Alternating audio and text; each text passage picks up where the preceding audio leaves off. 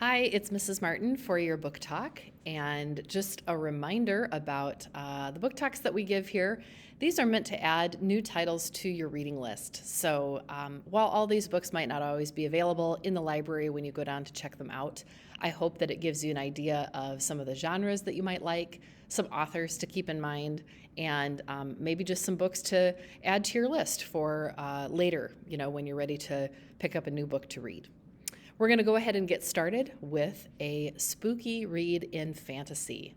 Katie Allender is one of my favorite readers, or authors, both in fantasy and mystery when it comes to just a good kind of scary read. The Dead Girls of Hysteria Hall by Katie Allender. This story is about Delia, and her house, her new house, is not just a house. Before she moved in, a long time ago, it was meant to be an institute. It was a place where girls used to be sent when they were, quote unquote, troubled. Back in the long ago days, they called this an insane asylum for girls, and they were kept there until they could be dealt with properly, until the girls decided to behave themselves. Well, Delia is strong-willed and defiant. And so this is kind of the perfect place for her to end up living because, the girls that used to live there are similar to how she is now. This house, though, still wants to keep troubled girls locked away. She discovers the house itself is haunted. And so Delia gets trapped within the home. Delia discovers that there are secrets hidden here that only she can uncover. And you've got to read this book to find out exactly how that's going to work. It's a fantastic read. If you love a good story involving haunted things and, spirits, this book is for you. Check it out in fantasy under A for Allender. Our second book is Braced by Alison Gerber.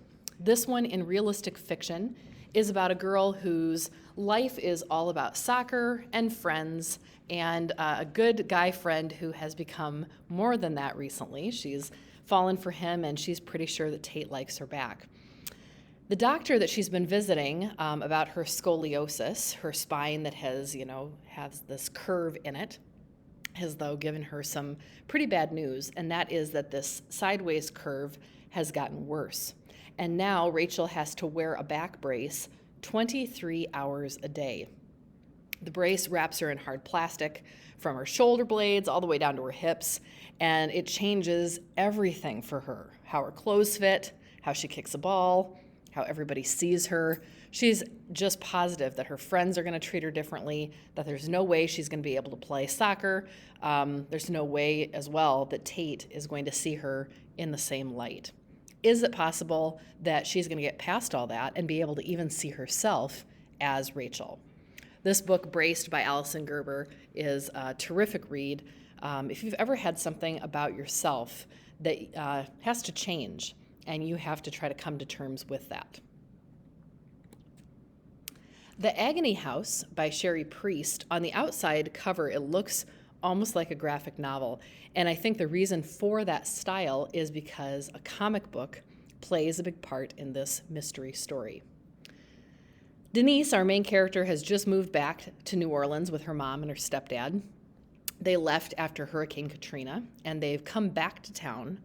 They're going to use kind of the last of the money they have to refurbish a house into a bed and breakfast. But oh man, this house is a disaster. Broken windows, doors coming off the hinges. It's in really rough shape. So it makes sense that the house is creaky and things are breaking. They're trying to fix it up. But then things are happening that are even beyond things that would happen in an old house. Deadly objects are raining down from the ceilings. She's hearing creepy voices. It's clear to Denise there's something more sinister happening in this house, and when she comes across a comic book in the attic that was the final project of a famous artist who disappeared in the 1950s, Denise is pretty sure that that has something to do with why this house seems unsettled. Read this mystery to find out what exactly is going on. The Agony House by Sherry Priest. 24 Hours in Nowhere by Dusty Bowling is in the adventure section. This is the same author who wrote Insignificant Events in the Life of a Cactus. So if you enjoyed that book, you'll enjoy this one too, I'm sure. Welcome to Nowhere, Arizona, the least livable town in the United States. Can you imagine living somewhere called Nowhere? For Gus, a bright 13-year-old with dreams of getting out and going to college, life here is made even worse by Bo, who is the biggest, baddest bully that you can imagine. Bo tries to force Gus to eat a dangerously spiny cactus, and when he does so, Rossi, one of the best racers in Nowhere, comes to his rescue. But when she does that, in return, she has to give Bo her favorite thing, which is this amazing dirt bike. Well, Gus is super grateful, but he's determined to buy it back. And so Gus decides he's going to go searching for gold in Dead Frenchman Mine. There's supposed to be this buried treasure there. And he's joined by his friends and Rossi as well as they go off and search for buried treasure. If you liked the book Holes by Sakar, this book would be fantastic for you. It has that same sort of adventurous set of twists and turns. Kids setting out to find something. They've got a quest, and they are not going to settle until they discover what they're looking for. 24 Hours in Nowhere, Dusty Bowling. Look for this one in Adventure. One of those hideous books, Where the Mother Dies, by Sonia Sonis, in realistic fiction. This book is in that free verse format, so if you like those stories with lots of white space on the pages, this is for you. It is not rhyming poetry, not at all. It's just told in a way where really less words are used, but it still moves you into a really well-told story. Ruby's the main character, and her mother has died. That's obvious from the title. She is then dragged 3,000 miles away from her home and away from her boyfriend to live in Los Angeles with her dad, who she's never met. Her dad has not been a part of her life ever. She knows who her dad is because he is a famous movie star who the world adores. He's one of those, on TV, in every movie, winning all these awards. So she knows exactly who he is, and she knows that everybody loves him, everybody except Ruby, because he's wanted nothing to do with Ruby or her life, but now without her mom, he has to take care of her. Well, you can understand why Ruby has no interest in going to live with her dad, and she's not expecting that their relationship is going to be a good one. You've got to read this to find out how things are going to go now that she is living with her famous father. One of those hideous books, Where the Mother Dies, by Sonia Sonis. My last book to share, I'm not going to say very much about because the book trailer does a fabulous job. This one by K.R. Alexander, who's a terrific, creepy book writer. This book is The Undrowned. It's about two friends, Samantha and Rachel, and I should say they used to be friends. But then Rachel betrayed Samantha in a really big way.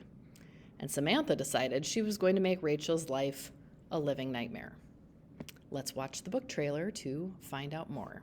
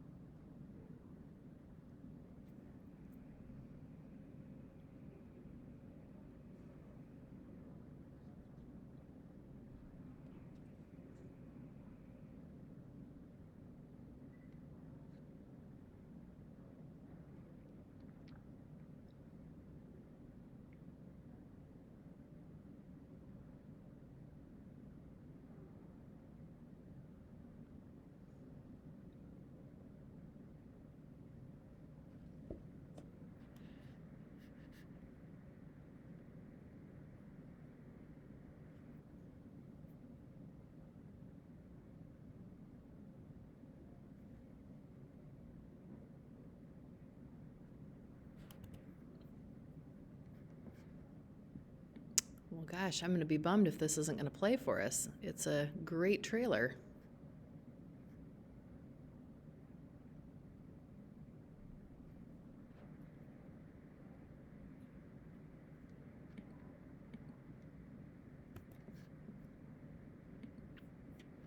We'll try one more time. Otherwise, I'll just have to tell you about it.